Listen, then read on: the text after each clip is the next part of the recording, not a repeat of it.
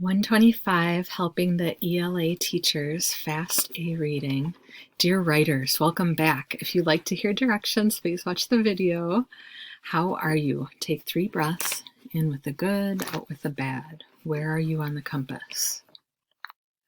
And ignite. Try visualizing this, performing on an assessment smoothly, breathing, and feeling happy with the results.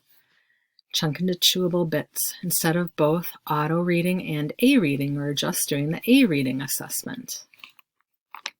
Chew on it. By taking the aReading assessment, you will be helping ELA teachers and students. Your assessment helps us see what to adjust. Click on the slideshow how to get to the aReading assessment.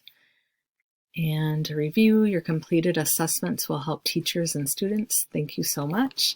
And rubric, we'll get the full 4 points for doing the assessment. No judgments on performance. We are a growth mindset community, and as such, trying is valued and rewarded. Thank you.